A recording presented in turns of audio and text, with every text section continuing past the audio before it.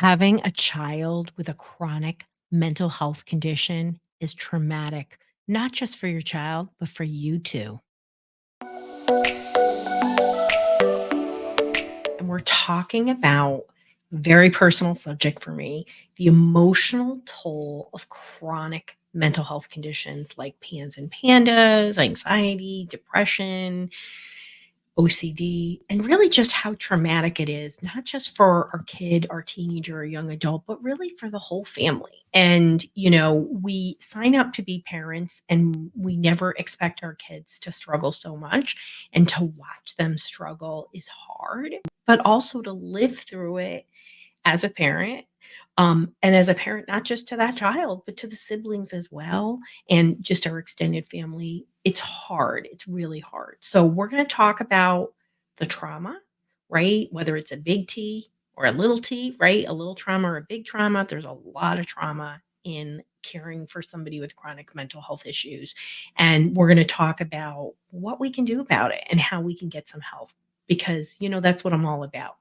So, if you are new to me and you're looking for support, and in many ways, we have lots of support, whether it's our multi mag brain formula or you want to work one on one with me, you can take our solution matcher. It's going to match you to the right solution. Go to drroseann.com/help. Once you fill that out, you're actually going to get a ton of resources from me. Our blogs, you'll get inside information into all the things we're doing. So it's a really pretty incredible way to get support because we all need support. So let's talk about some of these chronic mental health conditions. And everybody who follows me knows I'm a mom of somebody with PANS. And I title this PANS and PANDAS because I do feel that thousands of people come to me, people fly in. It's probably the number one. That and OCD tend to be the top reasons people fly out, just because of the absolute absence of appropriate care. And I am training people to do this work as I move forward into different initiatives and really try to get the word out about ways that we can support mental health. I know that I need to train more people. And so, chronic mental health conditions, PANS and PANDAS, again, I sort of put that at the top, but I also think OCD. I think any chronic mental health issue, when you haven't gotten the right help and you sort of accepted just sort of being like better than in full chaos, which is sort of what happens in mental health.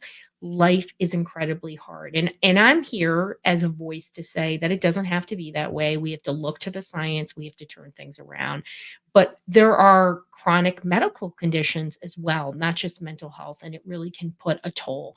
And let's talk about the emotional and psychological impacts, right? So, just even in the height of it, my own sharing, when you're so unsure about what your next path is, I feel like for me, that coupled with having a kid that was just completely out of control, and even as a very young child, it was just so hard to manage, right? And so many of the families I work with have kids that are in their 20s. I just had somebody this week that was in their 20s, and very different kind of chronic issue. They were an internalizer, they shut down, right? When you have an externalizer like I have had, and now we see more internalizing behaviors, is really hard. It's not socially acceptable to be angry, right? So what happens in all of this, right? You're walking on eggshells. You're getting feedback from neighbors and family members and other people, and it's you're still don't know what your path is, right? Anxiety, depression, ADHD, doesn't matter what the condition is. That unknown, right, creates such a psychological impact. And when you're unknown about what your path, you're really unsure about the behaviors. I think that's one of the things that I hear a lot about. Go back and listen to my episode about, is it is it a flare or is it behavior? Because when you don't really understand the clinical condition because you're not getting appropriate guidance, every behavior becomes like, what is that about? Why is that happening? And I think it's important to understand those questions. But when somebody is struggling with mental health, I'm going to tell you that their behavior really isn't on purpose. Not to say that there aren't some purposeful behaviors, but they're being driven by a very activated nervous system and they don't make the right choices, right? I think you know that. Hopefully, it's not an aha moment for you, but it's an acknowledgement and a validation. And so our own fear kicks in and presents with a lot of family dynamic issues and challenges. I think one of the greatest things that I see is that couples are on opposite sides about what these issues are. And that becomes its own trauma, right? You might have had a loving relationship with your partner or spouse, and then this mental health issue just sort of disrupts the whole family ecosystem. And now you're at each other, right? And it's another layer in this whole trauma, right? Aside from not getting the right care, I mean, people have medical trauma. I mean, my gosh. Um, I'm working with two people that are amazing parents, and they both had child protective services called on them for just out of complete ignorance of those mental health issues and the kids being completely shut down and unwilling to go to school. How scary that you are afraid your rights as a parent potentially could be taken away. And one was handled quickly and easily, and another was a long drawn out battle that is completely traumatized this family. So we have a lot of things that impact us, right? So how do we manage things, right? What are the things that we can do as a family, right? What are coping skills that we need? Of course, the number one thing I'm going to tell you already know if you're listening, is you got to put your own oxygen mask on. We have to self regulate. And I know that's hard. I've been in your shoes when you're just really unsure about what that path is and why these behaviors are happening. And maybe you just don't even know sometimes you have the right path and the treatments aren't working, right? And we're going to talk a little bit about treatments for PANS and PANDAS in the next episode, so make sure you stay and listen to this. This is like a little mini series about PANS and PANDAS. But really, this is truly applicable to any mental health issue. So, how do we regulate ourselves? Well, it's just not going to magically happen unless we do something, right? So, that could be some breath work, that could be yoga, that can be walking with your neighbor. That helped me a lot.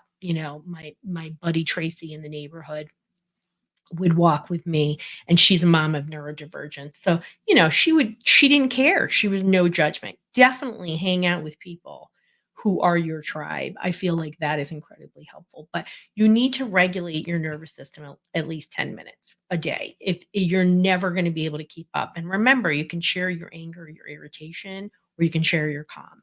And that's going to start with you, right? So, number 2, you have to accept that you're gonna parent differently. Like, we all have this idea of what parenting is, and then your kids show up, and then if you have more than one, you know that they really don't respond to the same things. You have your core values.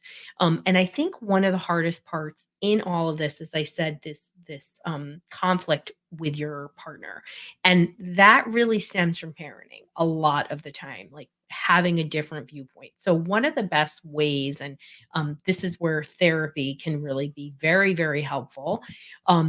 Finding a PANDAS literate person, right? If you're local or you want to work virtually with somebody on our team for parent coaching, you can.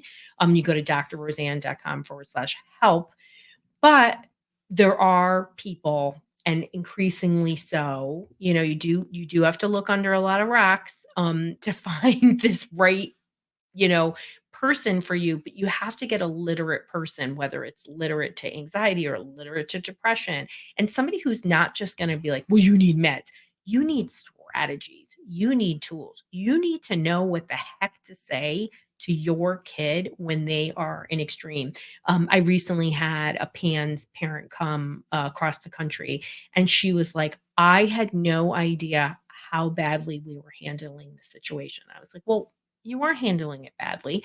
You were handling it with what you were trained from your parents. Like, we inherit our parenting from our parents. That's the number one way we learn to parent. Nobody knew you were going to have a kid that was going to be throwing stuff, right? and just took over the whole family. The whole family's so traumatized. The other kids were like freaking out. And all the parents were doing were trying to everything they could to just squash it, right?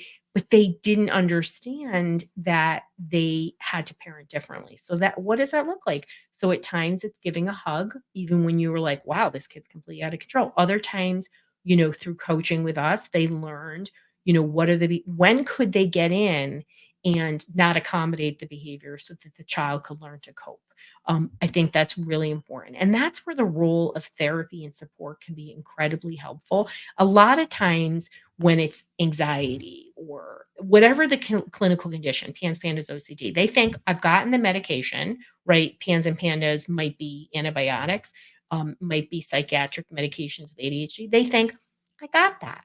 So I don't really have to do anything else. My parenting techniques will work because they work with the other kids. No. And, I recently had somebody that I saw, geez, I don't know how many years ago, like 6 or 7 years ago, and they chose a different path. And I was like, I knew this kid is a really neurodivergent kid with a lot of learning and processing issues. Um, and I said, don't go down that path. It's not the right path.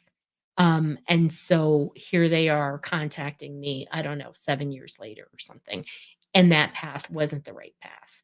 Um, and it's okay that we're doing things, but we have to also make sure that our kids are thriving and growing, and that means that it's a combination, of course, right, of calming and regulating that nervous system, all of our nervous systems, and teaching new skills, and that's where therapy can be incredibly helpful. But this is a traumatic thing to love and care for somebody who has a lot of chronic mental health issues, and there is no one solution. And there are multiple parts, right? So it is calming everybody in the family and their nervous systems, taking care, taking a holistic approach, but also really addressing the behaviors on a micro level. So wherever you are in your journey is exactly where you need to be, and I know this is hard, and I just wanna say it's gonna be okay when you take that step towards behavior support because that's what you need.